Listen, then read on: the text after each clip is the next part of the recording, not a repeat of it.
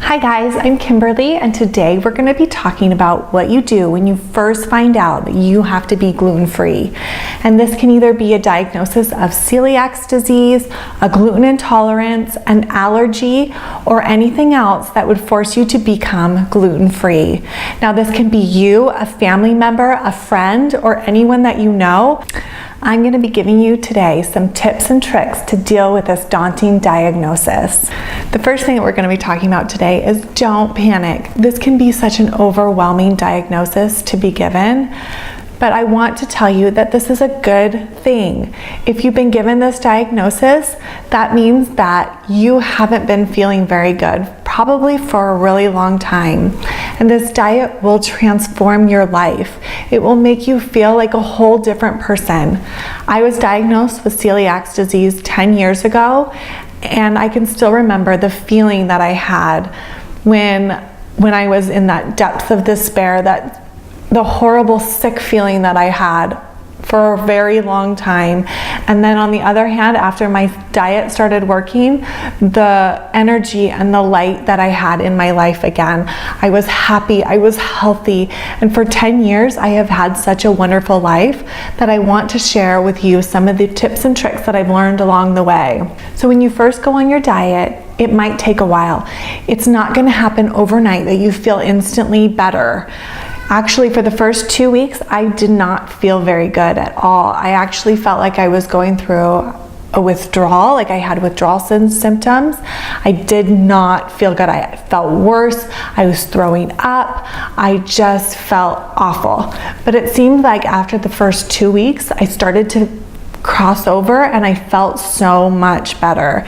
So keep going, keep going, keep going, at least for the first month, and hopefully you'll start to feel better. So another thing I want to talk about is that you have to be 100% in.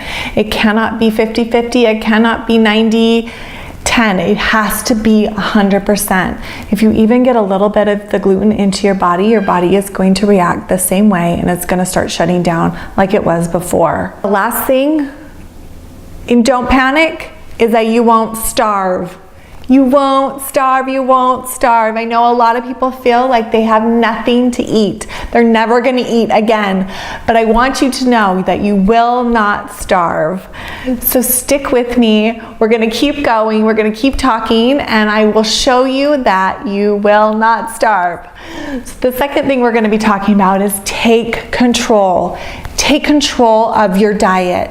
Do not rely on somebody else to do it for you. You need to be the one to take control.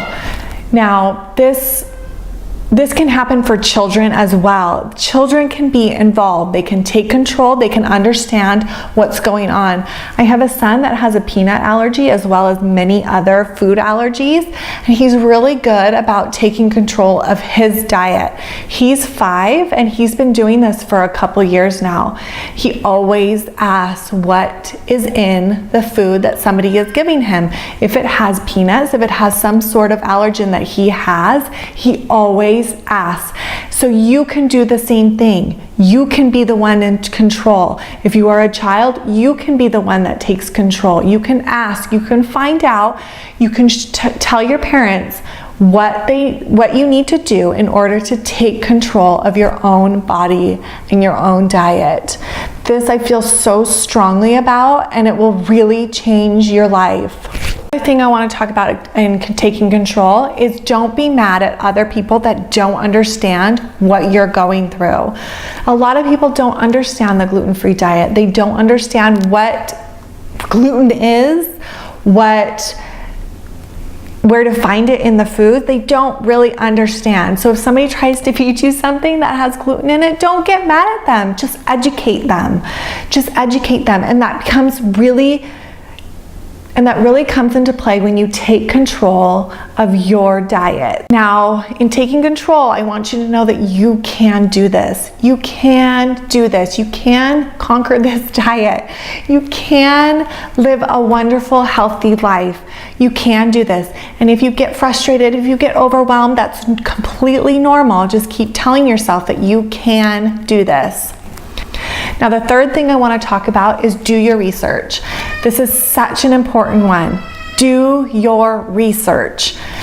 Learn to read labels. Read labels. It doesn't matter if it has gluten-free right on the front. Read your labels. You want to get in the habit of doing this because some things that you might think are gluten-free or you might think not have anything in them might have something in them. So you always want to read your labels. I cannot stress this enough. Read your labels. You will get into the habit of reading everything that you buy, everything that you purchase. And even if you bought something multiple times and you've read the labels multiple times, always read them again because ingredients change. And gluten isn't one of the main allergens, so it's not always listed. Also, barley and rye is not a main allergen, so those aren't listed. So you really want to read each individual ingredient to make sure that one of those aren't in them. Another thing that you want to do your research on is going out to dinner.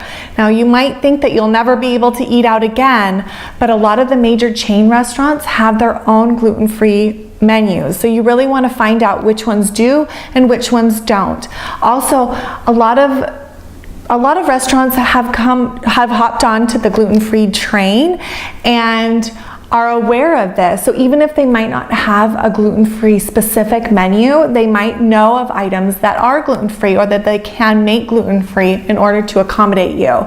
So you want to go online, check their website, call, make sure that you know before going there what you're getting into, because it will make your life so much easier and so much less stressful while you're out to dinner with friends, even with you're out to dinner with your spouse or another loved one. Know what you're getting into before you put yourself in that situation, because you don't want to go to a specific like Italian restaurant that doesn't have really anything that you can eat, because it will just bring up so many different horrible feelings sitting there watching other people eat. It's just not fun. Do your research. Also, if you're going to, like, say a party or an event that you know is going to have food, make sure you call the host ahead, call the event ahead, know what foods are going to be there so you can eat. And if you go to an event and there's nothing that you can eat there, bring a snack. Put a snack in your pocket. There's lots of great gluten-free granola bars that you can buy that you can always have on hand. Now, when I go out, I always have a snack in my purse because you literally don't know what's going to happen. So I always have something in my bag that I can munch on. And that's a really good advice, that you should always have something on hand that you can eat, because life happens and you never know what's going to happen. Now, when I go to an event or a party, I always call ahead and I always find out what's going on. And most often, I always offer to bring something. I like to eat dessert. I love to eat dessert. And I want dessert. I want to go out and eat dessert just like everybody else. So if I go to a dinner party or somewhere, I almost always offer to bring dessert as well as something else. So that way I definitely know that I can eat something. The fourth thing that we're going to be talking about is learn to feed yourself. And this really goes back to the taking control, that you want to be the one to learn how to cook, learn how to be involved in your food process, learn how to find foods that are healthy for you, that will keep your body healthy. Now, when I was first diagnosed, a few months after I was diagnosed, I got engaged, and then shortly later I was married. I was this young 20-something-year-old girl, newly married, and so I was kind of thrust into the cooking scenario. I basically learned from scratch on how to cook. And I can tell you, and if you ask my husband, he will tell you that it was not always good. Things are gonna happen, recipes are gonna go bad, but learn to cook. And it can be fun. I have enjoyed learning, and I have enjoyed growing, and I have really been able to experiment and have fun in the kitchen and really find fun, good recipes that my family has really loved. And this is really why I'm doing this, because I really want to share what I have learned over the past 10 years in order to make your life a lot easier. Also, when you're learning to feed yourself, you want to start simple. You want to start small, and you want to start simple. The things that you can definitely eat: meat, vegetables, fruit, corn, potatoes, rice. Those are definite things that you will be able to eat. When you're first starting out, you want to make sure that these are the things that you are starting out on. So you will be able to really create dinners, create lunches, create healthy meals that you will be able to eat. Now, once you start small, you can always start working up to bigger, different recipes. And this channel is really devoted to being easy, to having real life, great recipes that you will be able to enjoy with yourself and your family. These recipes are made for real life people that I have experimented with and really know that my family loves them, and I really want to be able to share them with you. So the last thing I want to talk about is that you are going to be okay. Even though it seems so daunting and so challenging right now, this is a great thing. Your life will change. I want you to look at it as a positive thing. If you look at it as a positive, your whole attitude on the whole situation will completely change for the better. Your family's attitude will be better. Everybody's attitude around you will be better. They'll want to help you. They'll want to step up and be there for you and support you during this kind of challenging, hard time. Now, I hope that you continue to watch my channel, and I hope that you continue to get some better tips and tricks on how to really help you and your family have a great life, even though that you are gluten-free. And please like, share, and subscribe to this channel. Also, please comment. I want to hear from you. I want to hear what recipes that you're interested in and that I can help you with. And hopefully I see you next time. Thanks so much for watching.